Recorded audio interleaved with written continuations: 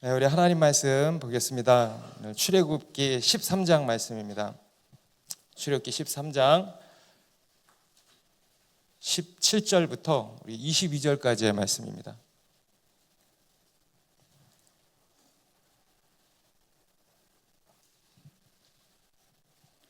출애굽기 13장 17절부터 22절까지의 말씀을 저와 한 절씩 읽겠습니다. 바로가 백성을 보낸 후에 블레셋 사람의 땅의 길은 가까울지라도 하나님이 그들을 그 길로 인도하지 아니하셨으니 이는 하나님이 말씀하시기를 이 백성이 전쟁을 하게 되면 마음을 돌이켜 애굽으로 돌아갈까 하셨음이라.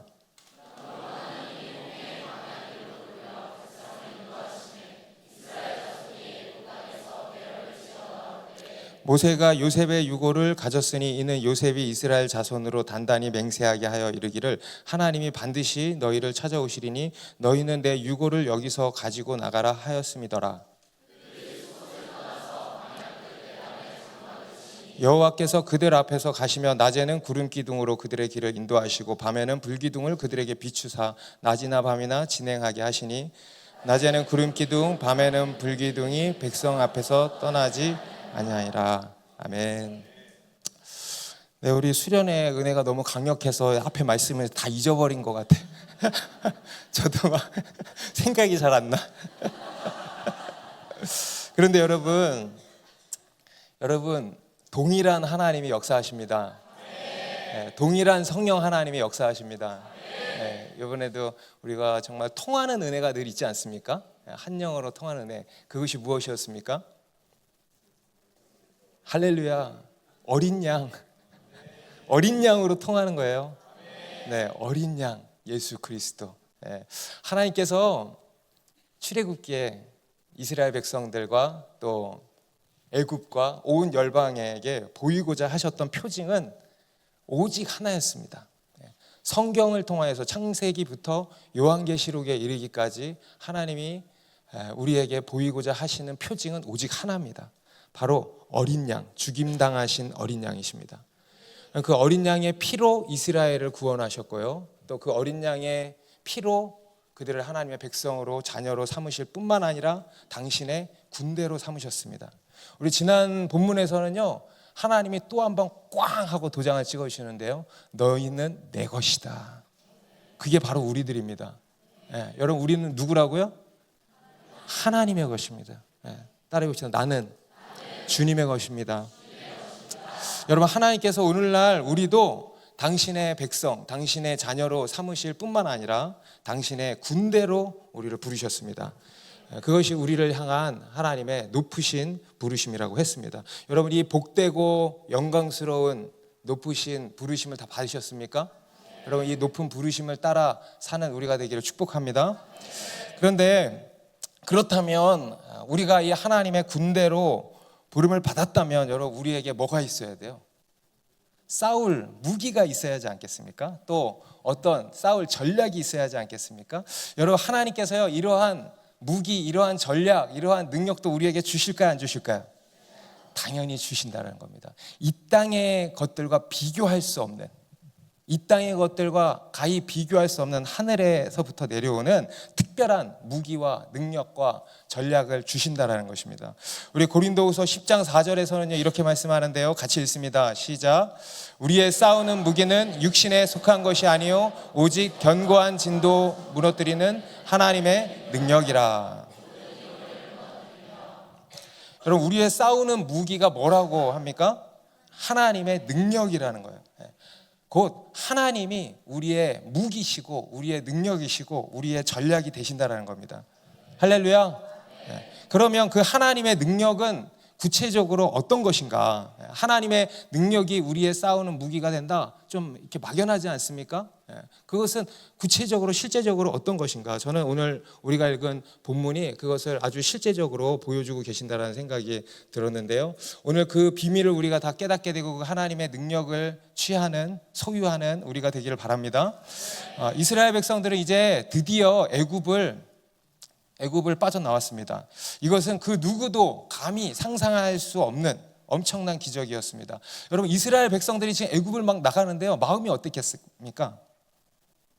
엄청난 기쁨과 벅찬 감동이 차올랐을 것입니다. 그런데 또 한편으로는 막막함도 있었겠죠. 애굽을 나오기는 나왔는데 이제 어떡하지? 애굽을 나오기는 나왔는데 화벌판이야. 어디로 가지? 어떻게 해야 되지? 하는 이런 막막함과 두려움도 있었을 것입니다. 미지의 세계를 향한, 그들로서는 한 번도 가보지 않았던 미지의 세계입니다. 그 미지의 세계를 향한 여정 앞에서 무슨 일이 그들을 기다리고 있을지 모르는, 어떤 위험이 도사리고 있을지 모르는 그런 불확실성 속에서 막막하고 두렵기도 했을 것입니다.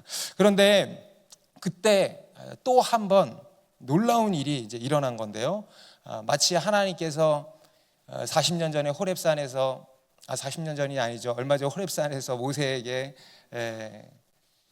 떨기나무에 타지 않은 불로 나타나셨던 것처럼 아주 특별한 방법으로 이 이스라엘 백성들 가운데 딱 나타나신 것입니다. 그리고 그들과 쭉 함께 하시면서 그들의 가는 길을 인도하시기 시작하신 겁니다. 오늘 보면 마지막 우리 21절부터 보시면은요, 21절, 22절에 자세히 묘사가 되어 있는데요, 우리 같이 이것도 다시 읽습니다. 시작. 여호와께서 그들 앞에서 가시며 낮에는 구름 기둥으로 그들의 길을 인도하시고 밤에는 불 기둥을 그들에게 비추사 낮이나 밤이나 진행하게 하시니 낮에는 구름 기둥 밤에는 불 기둥이 백성 앞에서 떠나지 아니하시니. 이스라엘은 지금 숫곳을 떠나서 광야 끝 에담이라는 곳에 이제 장막을 쳤습니다. 지도 한번 보여주실까요?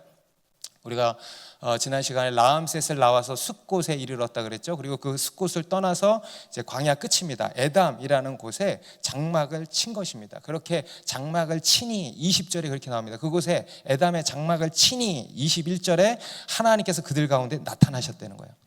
그래서 낮에는 무엇으로? 구름 기둥으로, 밤에는 무엇으로?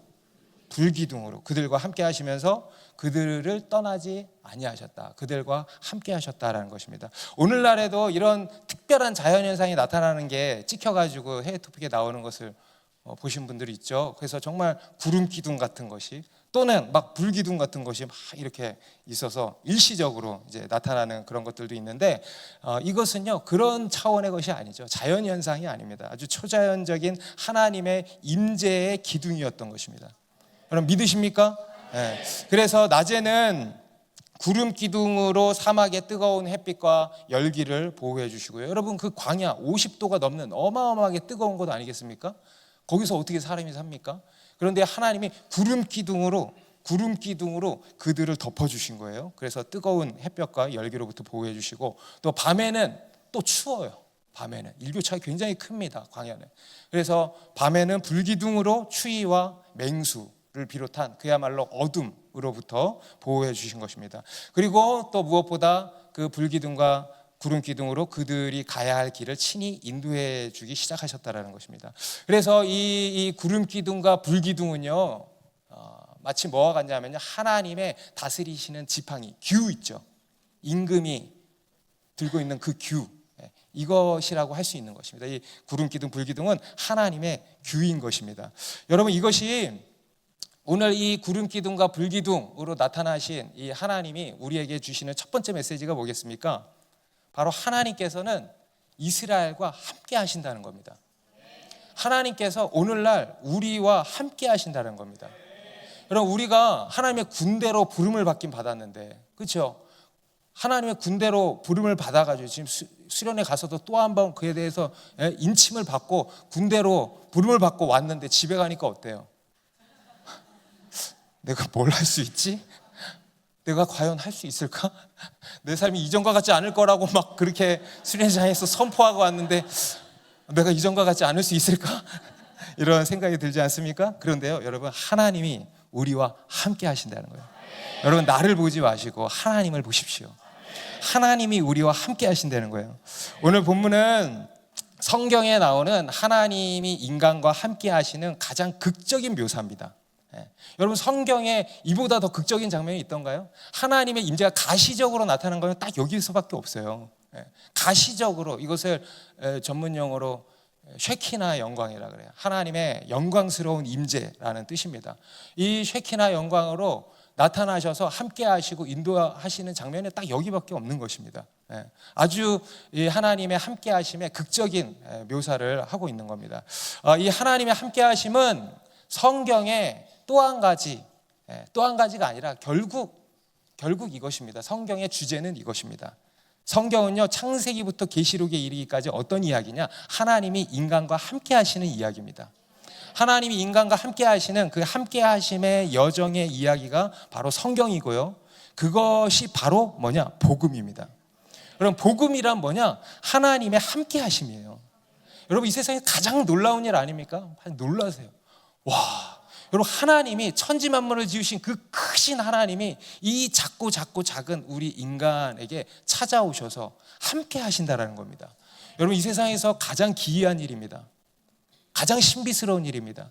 그리고 가장 놀라 자빠질 일입니다. 하나님이요, 우리와 함께 하신다라는 거예요. 여러분, 이것이 바로 성경의 이야기고 바로 복음인 것입니다. 뒤에 가면 이제 성막을 짓게 하시죠. 또 제사를 드리게 하십니다. 여러분, 이것도 궁극적으로 뭡니까? 뭘 위한 것입니까? 성막을 왜 지으라 그래요? 하나님이 거하시려고 지으라고 하는 거예요.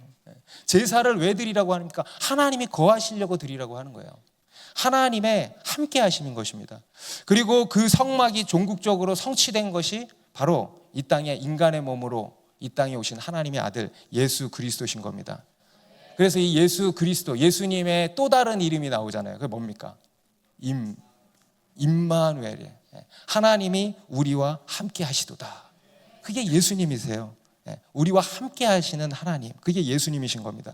그리고 그 예수님께서 함께 하시다가 결국 십자가에 달려 죽으시고 부활하시고 이 땅을 떠나신 이유도 뭐냐? 바로 더 함께 하시기 위해서. 하나님께서 우리와 더 완벽하게, 더 특별하게, 그리고 영원히 함께 하시는 길을 여신 것입니다. 바로 성령을 우리에게 부어주심으로 말미암아 우리와 함께 하시는 거죠. 그러니까 이 성경은요, 흐름이 뭐냐면 하나님의 함께 하심의 업그레이드예요.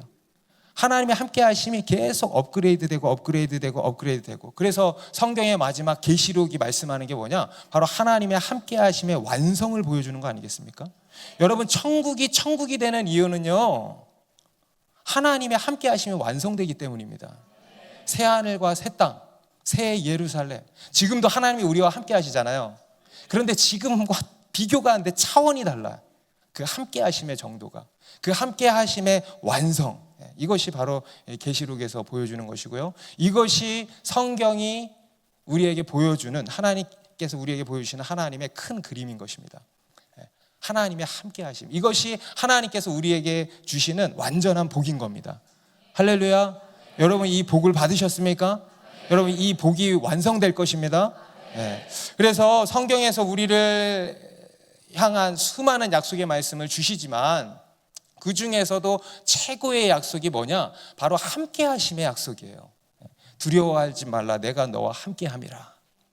그러면은 끝나는 거 아닙니까? 여러분, 우리가 어떤 상황에 있을지라도 하나님이 우리와 함께 하신다. 그러면요, 그것보다 더 든든한 말씀이 어디 있습니까?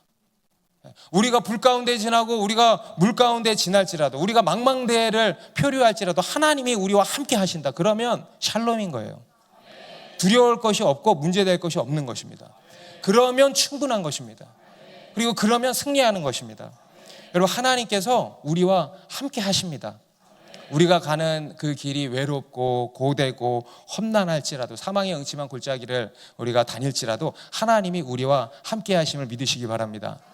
그리고 그것이 바로 하나님의 군대된 우리의 싸우는 무기라는 거예요. 하나님의 함께 하심. 이것을 좀 더 신령한 강력한 표현으로 표현을 하면요, 하나님의 임재. 굉장히 중요한 것입니다. 따라해 보세요. 하나님의 임재. 오늘 본문에서 보여주시는 이 구름 기둥과 불 기둥은 뭐냐? 바로 하나님의 임재입니다. 하나님께서 당신의 백성들 가운데 그냥 함께 하시는 정도가 아니고요, 임재하신 거, 임재하신 거, 임재, 꽉 차게 임재하신 거, 이것이 이스라엘의 능력이고 무기였던 것입니다. 여러분, 우리의 싸우는 무기가 하나님의 능력이라고 하시는데요, 이 하나님의 능력이란 구체적으로 뭐냐면요, 첫 번째로 바로 하나님의 임재예요. 한번 따라해 보세요. 임재가. 다시, 하나님의 임재가 능력이다.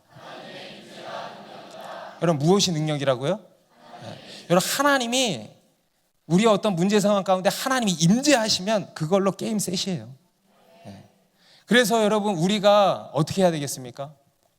우리가 무엇을 늘 사모하고 구해야 될까요? 바로 이 하나님의 임재를 구해야 되는 거예요. 여러분이 있는 곳에, 여러분이 가는 곳곳마다, 여러분의 문제 상황에 하나님의 임재를 구하는 거예요. 하나님이 임재해 주시기를 구하십시오. 그러면 끝나는 거예요. 앞에서 하나님께서 먼저 유월절과 무교절을 선포하셨습니다. 그리고 나서 지금 이 구름 기둥과 불 기둥으로 임재하셨습니다. 여러분, 유월절은 누구를 예표합니까? 예수 그리스도의 십자가입니다. 그리고 이 구름 기둥과 불 기둥은 무엇을 예표하는 것일까요? 바로 성령 하나님이세요. 성령 하나님, 오순절 마가의 다락방에 임하신 성령 하나님의 예표입니다. 오늘 본문이랑요, 사도행전 2장의 본문은요, 세트 쌍 같은 본문이에요. 하나님이 여기서도 강림하시고 마가의 다락방에도 성령 하나님이 강림하신 거예요. 하나님께서 그들 가운데 임재하신 겁니다. 할렐루야. 그리고 그럴 때 놀라운 권능이 나타나는 거예요. 지금 이제부터 이 이스라엘 백성들이, 또 초대교회 성도들이 경험하게 될 모든 수많은 기적들이 다 여기에서부터 나오는 것입니다. 하나님의 임재예요. 하나님의 임재. 할렐루야. 우리 사도행전 1장 8절에도 예수님께서 오직 성령이 너에게 임하시면 너희가 권능을 받고 예루살렘과 온 유대와 사마리아 땅끝까지 이르러 내 증인이 될 거라고 하셨잖아요. 그리고 실제로 2장에 가서 그 성령님이 임하셨습니까? 안 임하셨습니까? 마가의 다락방에 모여서 성령을 구하는 이 120명의 제자들 가운데 호련히 성령이 임하고 권능을 받게 된 것입니다. 여기서 권능은 헬라어로 두나미스라 그랬죠. 다이나마이트, 영어의 다이나마이트가 여기서 다 나온 겁니다. 두나미스. 성령이 임하실 때, 하나님의 임재가 있을 때 바로 이 놀라운 두나미스가 나타난 것입니다. 그리고 그것이 그들의 능력이었던 것입니다. 우리 사도행전 4장에서도 가면은요, 사도들이 복음을 막 전하니까 유대 종교 지도자들이 그들을 데려다가 매질을 하고 협박했어요. 한 번만 더 그 이름을 입 밖에 발설하면 가만두지 않겠다. 그러니까 이 사도들이 교회에 가가지고, 또 다시 한번 마가의 집에 가가지고 이것들을 성도들과 나누고 교회가 이 모든 것을 하나님께 아뢰면서 기도하기 시작했다 그랬어요. 그랬더니 또 한 번 어떤 일이 일어납니까? 사도행전 4장 31절에 같이 읽습니다. 시작. 빌기를 다음에 모인 곳이 진동하더니 무리가 다 성령이 충만하여 담대히 하나님의 말씀을 전하니라. 뭡니까? 성령 하나님께서 또 한 번 임재하신 거예요. 그러니까 모인 곳이 진동하더니 무리가 다 성령이 충만하여 담대히 하나님의 말씀을 전하니라. 여러분, 이것을 사모하셔야 합니다. 여러분, 우리 가운데도 이러한 하나님의 임재가 늘 있기를 바랍니다. 여러분, 이게 바로 하나님의 능력이라는 거예요. 곧 하나님의 임재입니다. 우리 사도행전 16장에도 가면요, 바울과 실라가 이제 2차 전도 여행 때 빌립보에서 복음을 이렇게 전하다가 또 감옥에 갇혔어요. 막 귀신을 쫓고 하니까 이 귀신이 이제 막 영적인 공격을 했던 것 같아요. 감옥에 갇혔어요. 근데 그때 이 바울과 실라가 뭐 했어요? 하나님께 찬송하고 기도했다 그랬어요. 그러니까 또 한 번 어떻게 됐어요? 사도행전 16장 26절 같이 읽습니다. 시작. 이에 갑자기 큰 지진이 나서 옥터가 무너지고 문이 곧 다 열리며 모든 사람의 매인 것이 다 벗어진지라. 똑같아. 하나님이 또 찾아오신 거예요. 하나님의 임재. 하나님이 임재하시니까 어떻게 돼요? 옥문이 열리고 모든 사람의 매인 것들이 다 벗어진지라. 이게 하나님의 임재의 능력인 것입니다. 그래서 여러분, 모든 것의 키가 어디에 있냐면요, 바로 하나님의 임재에 있는 것입니다. 하나님이 임재하시면 끝나는 거예요. 하나님이 임재하실 때 역사가 일어나는 것입니다. 그래서 우리는요, 무엇에 사활을 걸어야 하는가? 바로 하나님의 임재를 구해야 돼요. 우리 예배팀도 무엇에 사활을 걸어야 될까? 하나님의 임재에. 저도 무엇에 사활을 걸어야 될까? 하나님의 임재에 사활을 걸어야 되는 것입니다. 하나님의 임재를 늘 사모하고 구해야 되는 거예요. 초대교회 성도들 가운데 바울이 같이 그 감옥 가운데 임재하신 하나님이시요, 우리 가운데도 늘 임재하여 주십시오. 그런데 어떤 사람들은요, 또 여전히 이렇게 이야기를 하는 겁니다. 아니, 앞에서 성령님이 왔잖아. 그런데 뭘 또 구해? 한 번이면 됐지. 이렇게 이야기를 하시는 분들이 있어요. 누가 모릅니까? 여러분, 사랑하는 연인 사이에서 너무 사랑하면 어때요? 보고 있어도 더 보고 싶고, 함께 있어도 더 함께 있고 싶은 게 사랑의 관계 아닙니까? 다 잊어버리셨어요? 그런 거잖아요. 그런데요, 뭐예요? 보고 있잖아. 함께 있잖아. 그럼 됐지 뭐. 여러분, 이거는요, 사랑이 식은 거예요. 여러분, 우리가 성령을 받았지만, 여러분, 우리 하나님은 그걸로 안 되는 분이에요. 우리 하나님은 얼마나 크십니까? 하나님의 은혜가 끝이 있어요, 없어요? 여러분, 받았으면 그걸로 됐어요 할 것입니까? 아니에요. 받아도 또 받아야 되는 거예요. 성령을 우리가 받았지만, 여러분, 초대교회 성도들도 보십시오. 이들 성령 받지 않았습니까? 그런데요, 사도행전 4장에 또 16장에 기도하니까 또 어떻게 하나님이 특별하게 또 임재해 주시는 거예요. 특별한 임재와 권능을 경험하게 되는 것입니다. 사도 바울도 감옥에서 찬양하고 기도하니까요, 특별하게 또 임재해 주신 것입니다. 여러분, 오늘날에도요, 우리가 이 하나님의 임재를 늘 구하고 이 특별한 임재가 있다라는 것입니다. 그래서 이 특별한 임재를 경험하게 되기를 바랍니다. 여러분, 우리의 예배, 우리의 기도, 우리의 말씀, 그 외의 사역, 이 모든 것이요, 어디서 판가름 나는가 하면요, 하나님의 임재로 판가름 나는 거예요. 하나님께서 임재하시면 그걸로 끝나는 거예요. 여러분, 예배라고 해서요, 다 똑같은, 다 예배가 아닙니다. 하나님의 임재가 있는 예배가 있고, 하나님의 임재가 조금도 느껴지지 않는 그런 죽은 예배가 있어요. 여러분, 그것은 참된 예배라고 할 수가 없는 것입니다. 예배에 있어서 가장 중요한 요소가 뭐냐? 바로 하나님의 임재예요. 하나님이 임재해 주시고 또 당신의 말씀으로 계시해 주시고 그에 대해서 우리가 합당하게 반응하는 것이 바로 예배의 정입니다. 그렇기 때문에 예배에 있어서 가장 중요한 것이 뭐냐면 하나님의 임재예요. 그런데 여러분, 하나님의 임재가 없다고 생각해 보십시오. 그걸 예배라고 할 수 있습니까? 안고 빠진 찐빵이죠. 안고 빠진 찐빵보다 못한 거예요. 종교 껍데기, 종교 행사에 불과한 것입니다. 여러분, 참 예배는 신령한 것입니다. 실제적으로 하나님을 만나고 하나님과 접속되는 것이 예배입니다. 그래서 진정한 예배는요, 하나님의 임재가 있어야 됩니다. 그 외에 다른 사역들도 마찬가지예요. 셀도 그렇고 기도도 그렇고 말씀도 그렇고 다 마찬가지예요. 하나님의 임재가 있어야 돼요. 여러분의 셀에 하나님의 임재가 부어지기를 바랍니다. 그러면은 그냥 게임 셋, 하나님의 임재가 있어야 됩니다. 그래서 우리는 이 하나님의 임재의 사활을 걸어야 된다. 이 하나님의 임재를 늘 구하고 이 임재를 우리가 경험할 수 있어야 된다는 것입니다. 그럼 우리는 어떻게 하나님의 임재를 경험할 수 있을까? 첫 번째, 하나님의 주권입니다. 하나님이 임재해 주시는데 그걸 누가 어떻게 할 겁니까? 하나님 마음이지. 하나님의 주권. 그리고 두 번째, 하나님의 임재는 어떻게, 무엇을 근거로 하는가? 역시나 어린 양의 피를 근거로 합니다. 여러분에게 어린 양의 피가 덮여 있습니까? 어린 양의 피로 덮여 있어야 돼요. 그래야 하나님이 임재하십니다. 그리고 세 번째, 그렇기 때문에 우리가 할 일이 뭐냐 하면 간절히 사모하는 거예요. 여러분, 누가 하나님을 만나고 경험할 수 있을까요?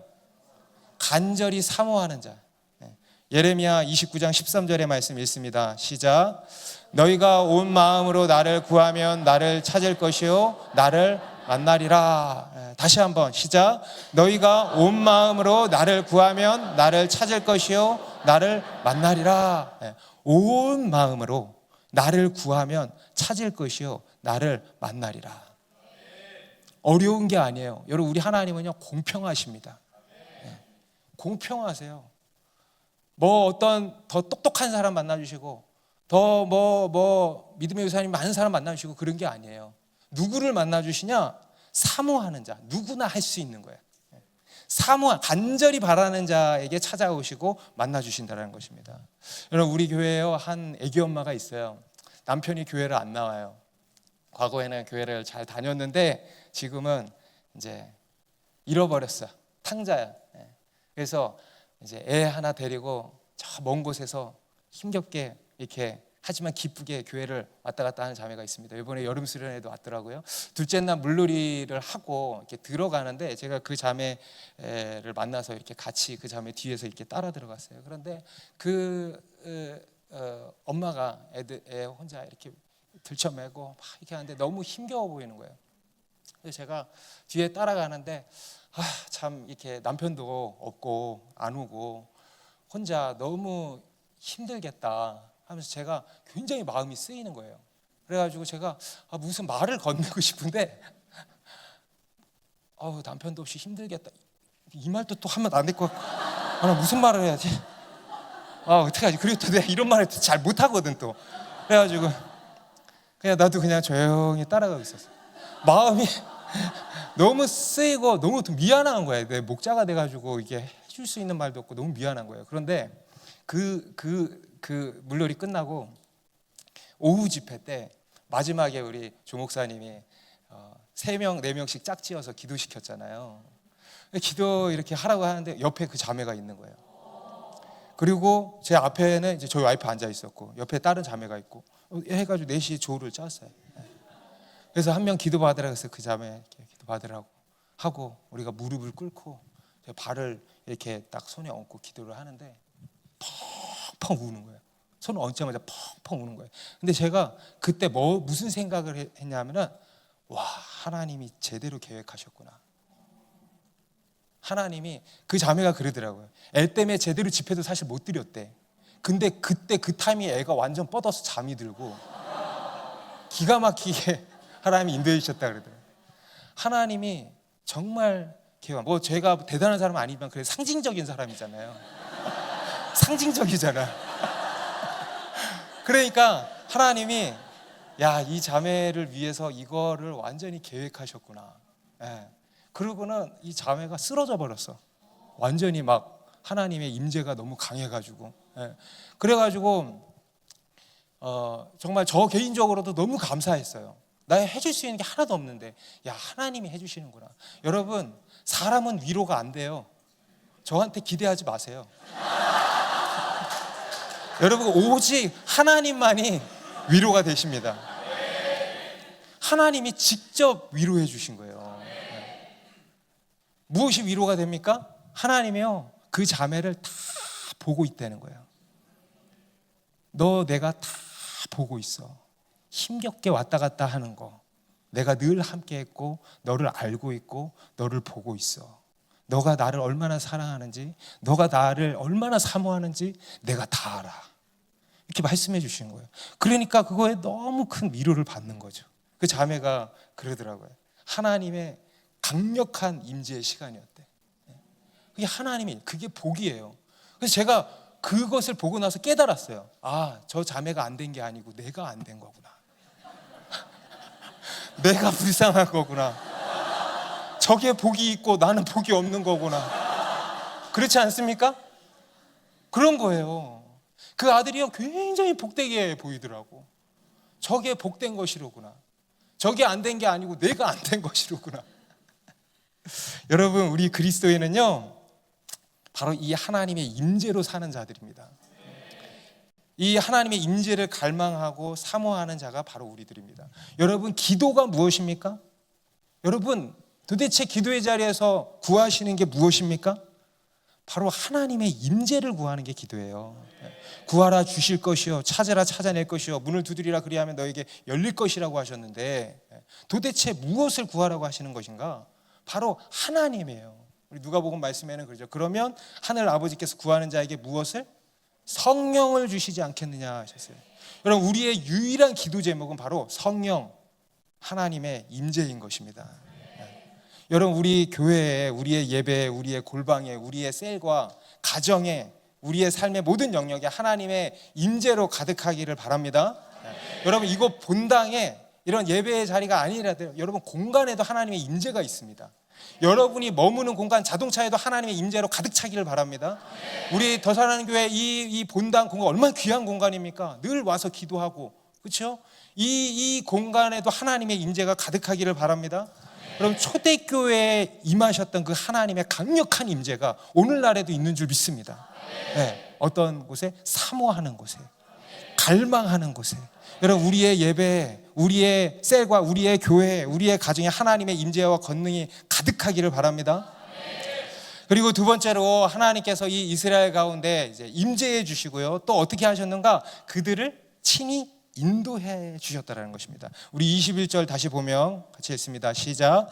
여호와께서 그들 앞에서 가시며 낮에는 구름 기둥으로 인도하시고 밤에는 불기둥으로 그들에게 비추사 낮이나 밤이나 진행하게 하시니, 낮에는 구름 기둥으로 밤에는 불기둥으로 그들의 길을 인도하셨다는 것입니다. 실제로 이 이스라엘 백성들은요, 뒤에도 이제 나오지만 이들은 철저히 그 기둥만 바라보고 살았어요. 그래서 그 구름 기둥이 성막 위에 뜨면 짐싸, 그래서 진행하고, 성막 위에 머무르면 텐트 쳐 머무르고, 그게 뭐 이틀이 됐건 한 달이 됐건 1년이 됐건 머물렀어요. 그러다가 또다시 떠오르면 뿌 나팔 소리 듣고 텐트 거두고 짐 싸고, 머무르면 또 머무르고 하면서 철저히 구름 기둥 불기둥을 따라갔습니다. 무슨 말씀이냐? 하나님이 그들을 인도해 주셨다는 거예요. 여러분, 광야가 어떤 곳입니까? 광야는 아무것도 없는 곳이에요. 아무것도 없는데 심지어 뭐도 없냐? 길도 없어. 그래서 어디로 가야 할지 모르는 거예요. 그게 우리의 인생 아닙니까? 여러분, 우리 인생은 광야와 같습니다. 여러분, 우리의 문제는 뭐냐면 어디로 가야 할지 모른다는 거예요. 어디로 가야 할지 모르는 게 우리 인간의 가장 큰 문제 아니겠습니까? 그런데요, 하나님이 우리의 길을 친히 인도하신다는 거예요. 할렐루야. 여러분, 이것이 또 하나의 복음 아니겠습니까? 하나님이 우리의 내비게이션이 되어주신다는 거예요. 어디로 가야 할지 모르는 우리 인간, 내비게이션이 되어주신다는 겁니다. 여러분, 하나님이 우리의 길을 인도해 주신대요. 그러면 우리는 어떻게 하면 됩니까? 그 인도하심을 따라가야죠. 그 인도하심을 받아야죠. 그런데 문제가 뭐예요? 우리가 그것을 안 따른다는 거예요. 여러분, 하나님이 우리를 아무리 인도하려고 하셔도 우리가 따라가지 않으면 아무 의미가 없는 거 아닙니까? 여러분, 우리가 하나님의 인도하심을 받아야 하는 것입니다. 그래서 늘 이들이 그랬던 것처럼 구름 기둥과 불기둥을 늘 주목하고 살아야 늘. 매일의 삶 속에서 하나님께 늘 집중해야 돼. 하나님을 바라보고 하나님께 귀를 기울여야 하는 것입니다. 하나님께 늘 물어야 되는 거예요. 그리고 들어야 되는 거예요. 그리고 그대로 순종해야 되는 것입니다. 여러분, 그것이 하나님의 군대된 우리의 전략이에요. 여러분, 우리의 무기는 하나님의 임재예요. 우리의 전략은 뭔지 아십니까? 하나님의 인도하심을 받는 게 최고의 전략입니다. 한번 따라해 보세요. 우리의 무기는 하나님의 임재이고, 우리의 전략은 하나님의 인도하심을 받는 것이다. 우리 로마서 8장 14절도 이렇게 말씀합니다. 무릇 하나님의 영으로 인도함을 받는 사람은 곧 하나님의 아들이라. 여러분, 하나님의 자녀가 아무나 하나님의 자녀가 아니라는 거예요. 누가 하나님의 자녀냐? 영으로 인도함을 받는 사람이 있다는 거예요. 영으로 인도함을 받는. 우리 그리스도인의 삶의 아주 핵심입니다. 영으로 인도함을 받는 거예요. 그리고 그것이 우리의 라이프 스타일이고 그것이 우리의 전략이라는 것입니다. 여러분, 승리하기를 원하십니까? 그러면요, 하나님의 임재를 구하시고요, 또 영의 인도함을 받으십시오. 그것에 또한 사활을 거십시오. 매일 매 순간 영의 인도함을 받기를 집중하십시오. 그럴 때 우리의 삶의 걸음걸음 가운데 하나님의 능력과 하나님의 놀라운 돌파가 나타나는 것입니다. 여러분, 우리의 사역이 아무리 능력 있고 멋져 보이고 이것저것 탁월해 보이고 좋아 보여도요, 영의 인도하심을 받지 못한다면요, 꽝이에요, 꽝. 이 또한 안고 빠진 찐빵인 것입니다. 그런데 반대로 이것저것이 부족하고 어설프고 뭐 해도요, 영의 인도함만 받는다, 그러면 그걸로 된 거예요. 영의 인도함을 받는 것에 성패가 달려있는 것입니다.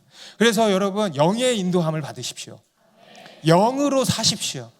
여러분, 육신의 생각이 아니고 또 그냥 흘러가는 대로 사는 것이 아니고, 여러분 그냥 흘러가는 대로 살잖아요. 그죠? 하루를 어떻게 살았는지 모르겠잖아. 그게 흘러가는 대로 사는 거예요. 그런데 그게 아니고 영의 인도하심을 받으십시오. 여기에서 또한 모든 것이 판가름 나는 것입니다. 여러분, 하나님의 교회는 하나님의 임재가 있어야 되고요. 또 하나님의 교회는 영의 인도하심을 잘 받아야 됩니다. 여러분, 우리 더 사랑하는 교회는 하나님의 임재가 있는 줄 믿습니다.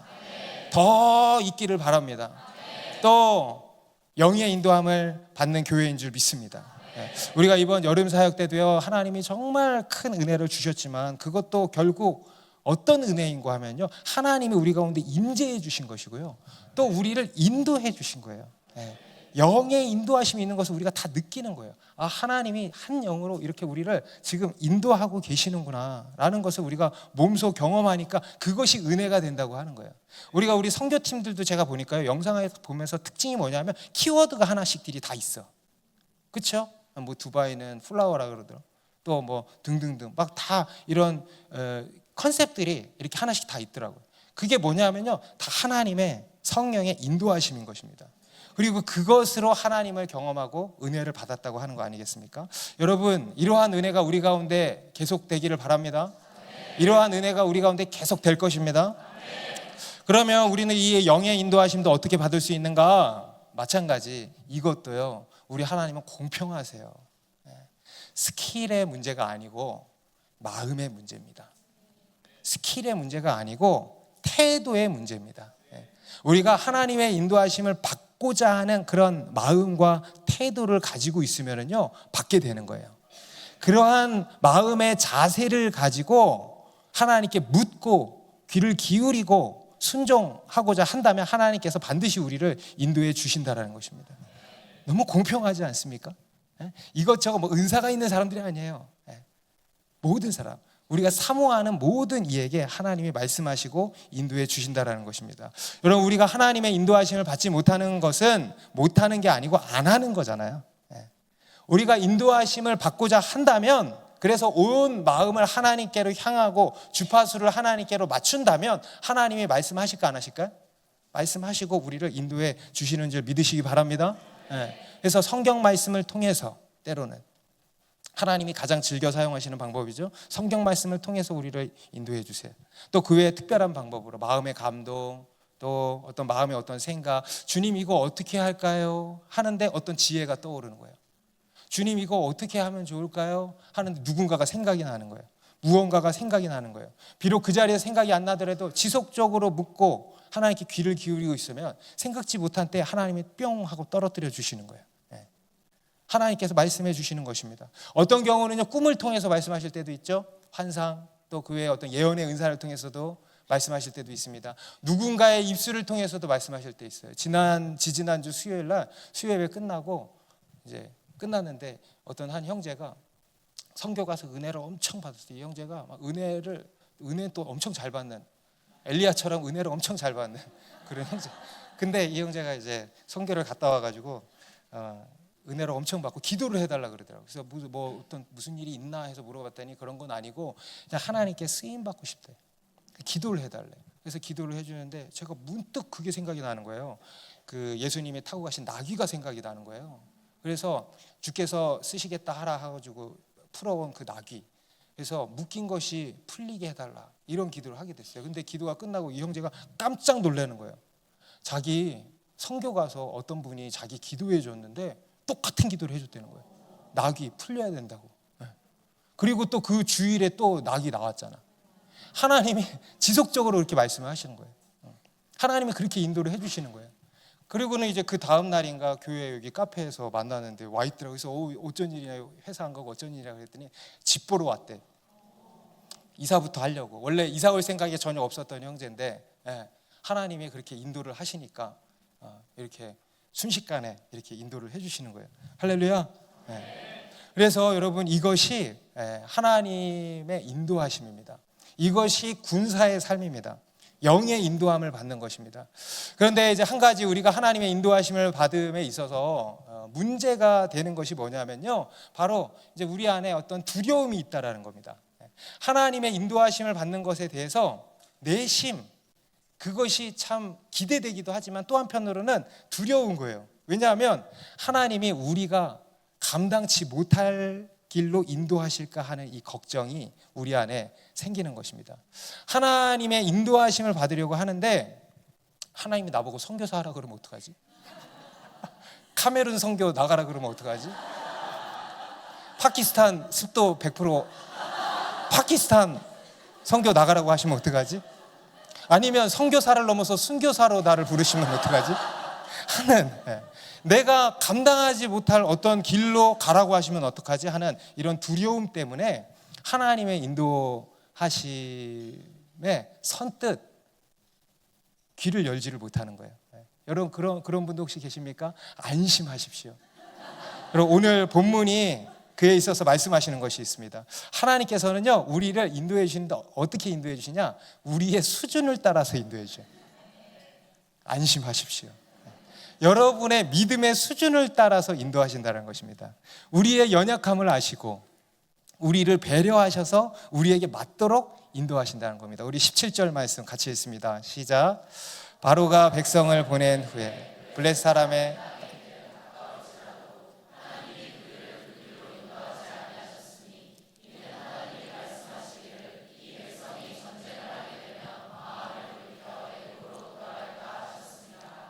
하나님께서는 이스라엘을 애굽에서 건지셔서 이제 가나안 땅으로 그들을 데리고 가시는 겁니다. 근데 그 가는 길이요 여러 루트가 있는데 학자들에 의하면 3가지 루트가 있대요.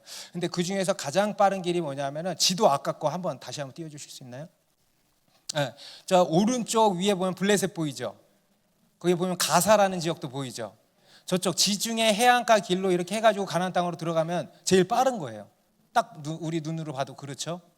글로 가면 가장 빠른 것입니다. 그런데 그쪽으로 가지를 않고 18절에 보니까 밑으로 홍해의 광야길로 돌려서 인도하셨다는 것입니다. 여러분 우리 하나님께서는요 우리를 돌려서 인도하실 때가 있다는 거예요. 그냥 절로 바로 가면 될 것 같은데 그게 아니고 계속 도는 거예요. 결혼 바로 가면 될 것 같거든. 그런데 주님이 계속 돌리시는 거예요. 내 어떤 하나님이 주신 비전 바로 가면 될 것 같거든. 근데 그게 아니고 계속 돌려서 인도하시는 거예요. 왜 그럴까? 누구 때문에 그럴까? 바로 나 때문에. 나 때문에. 나의 믿음의 수준을 고려하시는 거예요. 그리고 그 외에 또한 하나님께서 하고자 하시는 일이 있기 때문인 것입니다. 그 당시 이스라엘 백성들도 마찬가지입니다. 블레셋 통과해서 바로 가면 되는데 문제는 뭐였냐면 그 통과해서 가려면 누가 있어? 블레셋에 이 사람들은 철기를 가진 아주 강력한 군대예요. 그런데 이 블레셋과 전투를 해야 되는데 전투를 하면 이 이스라엘 백성들이 어떻게 하겠어요? 바로 애굽으로 내뺐을 거 아니에요. 이거를 주님이 다 아시는 거죠. 그래서 하나님이 어쩔 수 없이 이들을 돌려서 홍해의 광야 길로 조용한 이런 길로 돌려서 이렇게 인도를 하신 것입니다. 여러분 우리 하나님은요 우리를 그냥 막 인도하시는 분이 아닙니다. 여러분 우리의 믿음의 수준을 따라서 인도하십니다. 여러분의 자녀를 막 인도하지 않잖아요. 그의 수준을 따라서 가르치고 훈련하고 인도하는 거 아니겠습니까? 우리 하나님이요 그래요. 우리 하나님은 감당하지 못할 것을 요구하시거나 허락하시는 분이 아니십니다. 여러분 우리 하나님이 우리에게 허락하셨다 그러면요 우리가 감당할 수 있다 없다? 있기 때문이에요. 우리 고린도전서 10장 13절에도 사람이 감당할 시험 밖에는 너희가 당한 것이 없나니 오직 하나님은 미쁘사 너희가 감당하지 못할 시험 당함을 허락하지 아니하시고 시험 당할 즈음에 또한 피할 길을 내사 너희로 능히 감당하게 하시느니라. 여러분 하나님의 인도하심을 신뢰하십시오. 여러분 하나님은 좋은 분이십니다. 선하신 우리의 아주 자상하신 아버지십니다. 인자가 풍성하신 자비로우신 하나님이십니다. 그 하나님이요 우리의 믿음의 수준에 맞게 인도하신다는 거예요. 여러분 그 하나님을 신뢰하시고 그 하나님께 우리의 인생을 맡겨드리시기 바랍니다. 그리고 이것은 또 한편으로 뭘 말씀하시는 것인가? 우리를 배려해 주신다는 것이기도 하고요. 또 한편으로 뭐냐 하면 여러분 우리가 하나님의 인도하심을 잘 받으려면 뭐가 준비돼야 된다? 우리의 믿음의 수준이 믿음이 준비돼야 된다는 거예요. 믿음의 수준을 따라서 준비하신다고 하니 우리가 뭐가 준비돼야 되겠습니까? 믿음이 준비돼야 된다는 거예요. 여러분 우리 하나님은요 우리를 배려하시지만 그렇다고 마냥 그 자리에 가만두시는 분이 아닙니다. 여러분 이스라엘 백성들도요 지금은 배려하시지만 약 한 2년 뒤에 어떻게 하세요? 가데스 바네아에서는 얄짤없어 그냥 가 바로 인도해 주시는 거예요. 그런데요 이들이 어떻게 했어요? 그때도 반역했어요. 주님, 우리는 못 갑니다. 그래서 그들이 영영 들어가질 못한 겁니다. 인도하심을 못 받은 거예요. 믿음이, 그 시간 동안 믿음이 준비돼야 되는데, 여러분 하나님이 허락하신 시간 동안 믿음이 준비되길 바랍니다. 그런데 준비되지 못하니까요, 기회를 잃어버린 거예요. 여러분, 우리가 하나님의 인도하심을 받으려면요 어떻게 해야 되냐? 믿음이 준비돼야 됩니다. 어떤 믿음이 준비돼야 되는가? 제가 간단하게 한마디로 이렇게 설명드릴게요. 또 한번 제가 이분을 소환해야 될 것 같아요. 가이사랴 백부장의 믿음 기억나세요? 예수님을 2번 감동시킨 남자? 안 나? 예수님을 2번 감동시킨 남자. 이더러 가라 하면 가고 오라 하면 오고 이것을 하라 하면 하나이다. 말씀만 하옵소서. 여러분, 이게 믿음이에요. 주님이 말씀하시기 굉장히 편한 상태, 주님이 일하시기 굉장히 편한 상태, 여러분 이것이 믿음의 정의입니다. 믿음이란 뭐냐? 주님이 일하시기 가장 편한 컨디션이 바로 믿음이에요. 여러분, 하나님께 쓰임 받기를 원하십니까? 여러분, 우리 하나님이 어떤 사람 쓰시는지 아세요? 편한 사람 써요. 편한 사람. 여러분이 누군가를 쓰려고 한다면, 여러분이 예를 들어서 비서를 채용해. 그럼 어떤 사람 채용하겠어요? 막 일은 대빵 잘하는데 막 불편해. 이런 사람 쓰겠어요? 네. 뭐만 하면 왜요? 뾰루뚱해. 여러분, 이런 사람 쓰겠어? 얼마나 불편해. 여러분, 하나님은요 자기가 쓰기에 편한 사람 쓰십니다. 여러분, 하나님께 편한 그릇이 되십시오. 이 백부장의 믿음과 같은 이 믿음, 하나님이 말씀하시기 편한 상태, 이더러 가라 하면 가고 오라 하면 오고 이것을 하라 하면 하나이다. 말씀만 하십시오. 여러분, 믿음을 가지려면 이러한 믿음을 가지시길 축복합니다. 여러분, 믿음을 가지려면요 다른 어떤 큰 믿음 이런 거 아니에요. 여러분, 이 백부장의 믿음 가지시길 축복합니다. 최고의 믿음이에요. 하나님이 쓰시기에 편한 사람, 하나님이 말씀하시기에 편한 사람, 여러분 이러한 믿음의 사람이 되시길 축복합니다. 그래서 하나님이 이리로 가라 하면 이리로 가고 저리로 가라 하면 저리로 가는, 이것이 믿음이라는 것입니다. 여러분, 이러한 믿음을 갖게 되시길 축복합니다. 여러분, 하나님께서는 우리를 당신의 군대로 부르셨습니다. 하나님께서는 우리를 하나님의 비밀병기로 부르셨어요. 할렐루야. 여러분, 자부심을 가지세요. 우리는 하나님의 비밀병기입니다. 따라해보세요. 나는 하나님의 비밀병기다.